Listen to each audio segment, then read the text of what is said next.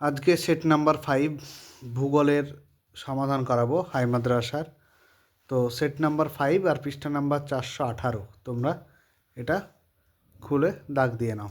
দেখো, প্রথম যে প্রশ্ন, সেই প্রশ্নটির উত্তর আমি দেব।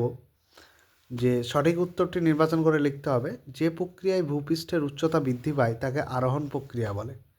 শুষ্ক অঞ্চলে গিরিখাতকে কী বলে? ক্যানিয়ন বলা হয়। চলো পরবর্তী কোয়েশ্চেন। নিচের কোন ভূমিরূপটি হিমবাহের সঞ্চয় কার্যের ফলে সৃষ্টি হয়েছে? সেটা হচ্ছে এস্কার। যারা চ্যানেলটিতে নতুন অবশ্যই সাবস্ক্রাইব করে পাশে থেকো, ঠিক আছে। বায়ুমণ্ডলের শীতলতম স্তর হলো মেসোস্ফিয়ার। তারপর দেখো, ওজোন গহ্বরের জন্য দায়ী গ্যাস, সেটা হচ্ছে সিএফসি, ক্লোরোফ্লোরো কার্বন। তারপর দেখো, দুটো মুখ্য জোয়ারের মধ্যে সময়ের ব্যবধান প্রায় 12 ঘন্টা 26 মিনিট। তারপর দেখো, পৃথিবী ও চাঁদের মধ্যে দূরত্ব সর্বাধিক হলে তাকে কি বলা হয়? তাকে বলা হচ্ছে এটাকে অ্যাপোজি বলা হয়। ক্লিনেস্ট সিটি পরিকল্পনাটি পরিলক্ষিত হয়, সেটা হচ্ছে কলকাতায়। আম্রবৃষ্টি দেখা যায় দক্ষিণ ভারতে। চলো পরবর্তী কোয়েশ্চেন দেখি। পরবর্তী 419 নম্বর পেজের কোয়েশ্চেনটা দেখো। হ্যাঁ, তার আগে একটা কথা বলি। অবশ্যই আগের ভিডিওটি দেখেছো তোমরা, যে অনেকেই কি 80% মানুষজন সাবস্ক্রাইব করছো না, ঠিক আছে। তার কারণটা দেখিয়ে দিই।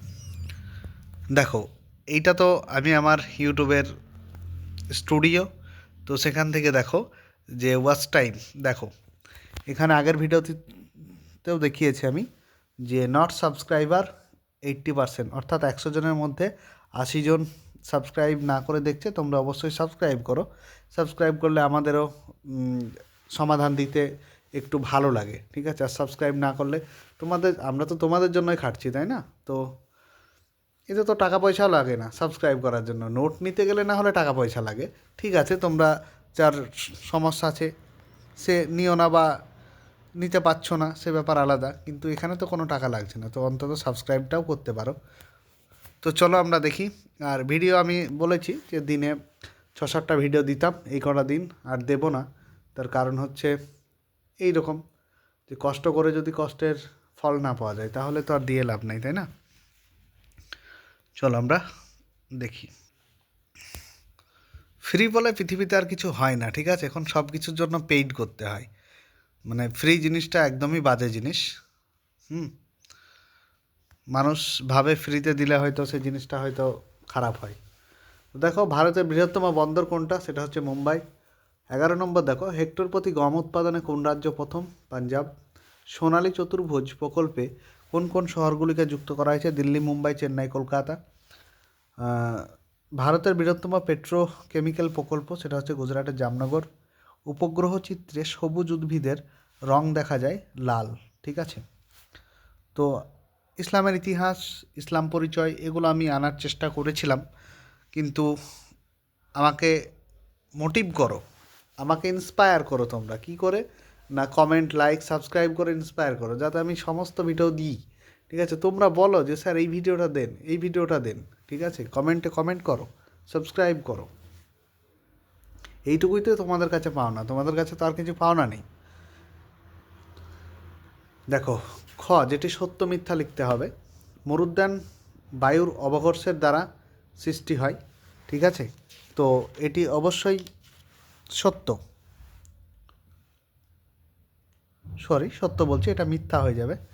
সমুদ্র বায়ু দিনের বেলায় প্রবাহিত হয়, অবশ্যই এটি সত্য। কার্পাস হলো একটি বিশুদ্ধ কাঁচামাল, সত্য। ভারতের দীর্ঘতম জাতীয় সড়ক NH2, একদম মিথ্যা, কারণ NH44। কালবৈশাখী ঝড়কে অসমে বরদৈশিলা বলে, একদমই মিথ্যে, এটা আসামে বরদৈশিলা বলে। রেডার হলো একটি সক্রিয় সেন্সর, একদম ঠিক। হ্যাঁ, এটা ভুল, কালবৈশাখীটা কিন্তু ভুল, এখানে রাইট দিয়েছে, এটা ভুল, ঠিক আছে। চলো পরবর্তী কোয়েশ্চেন দেখি। শিলাময় মরুভূমিতে সাহারা কি নামে পরিচিতি?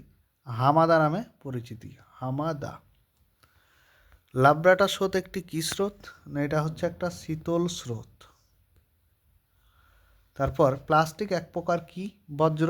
না, প্লাস্টিক হচ্ছে জৈব অভঙ্গুর। তোমরা লিখে নিও, জৈব অভঙ্গুর।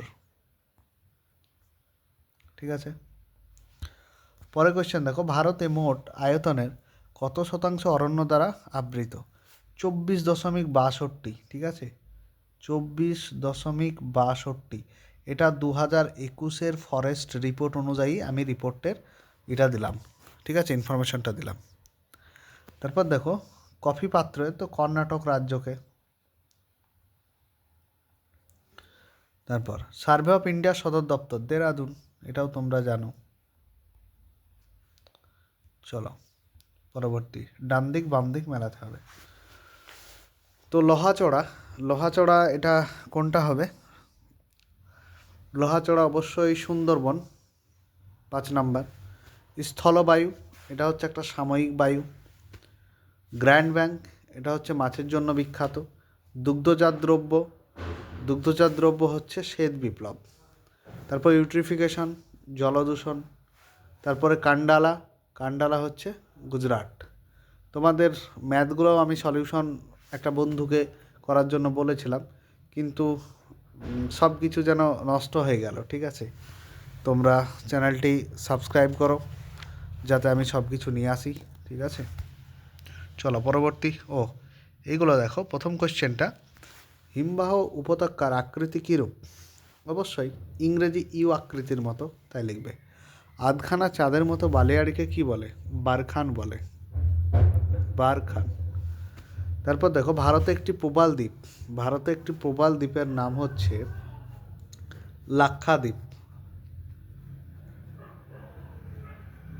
ঠিক আছে, চলো তারপর দেখো, আখ উৎপাদনে, এ তো উত্তরপ্রদেশ, আর লিখলাম না, উত্তরপ্রদেশ। চলো পরবর্তী পৃষ্ঠারে কিছু কোয়েশ্চেন আছে। দেখো এখানে বলেছে যে একটি তেজস্ক্রিয় বজ্রের নাম যেটি হবে সেটি হয়ে যাবে, তুমি দিতে পারো প্লুটোনিয়াম অথবা দিতে পারো ইউরেনিয়াম। দেখো আমি উপরে লিখে রেখেছি, প্লুটোনিয়াম অথবা ইউরেনিয়াম। ঠিক আছে, দুটোর মধ্যে একটা দিতে পারো। তারপরে বজ্র ব্যবস্থাপনায় 4R এর পদ্ধতি। দেখো 4R এর ফুল ফর্ম আমি এখানে লিখে দিয়েছি। ঠিক আছে, যে রিডিউস, রিইউজ, রিসাইকেল, রেফিউজ, এই 4টে। তারপর দেখো, ভারতের বৃহত্তম কেন্দ্রশাসিত অঞ্চলের নাম, এ তো জানোই, লাদাখ। এটা লাদাখ।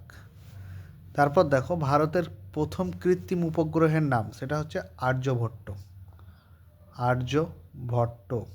ঠিক আছে, তো ভিডিওটা এই পর্যন্তই। আর যারা অবশ্যই পেইড করেছো 2 নাম্বারেরগুলো তারা তো পেয়ে যাবে 2 নাম্বার। তারপর দেখতে পাচ্ছ 3 নাম্বারের নোটগুলো। ঠিক আছে, আর হ্যাঁ, বড়গুলোও দিয়ে দেবো আমি, কোনো চাপ নিও না, তোমরা নিঃসন্দেহে থাকো। আমি 5 তারিখের মধ্যে সমস্ত নেট তোমাদের প্রোভাইড করছি। ঠিক আছে।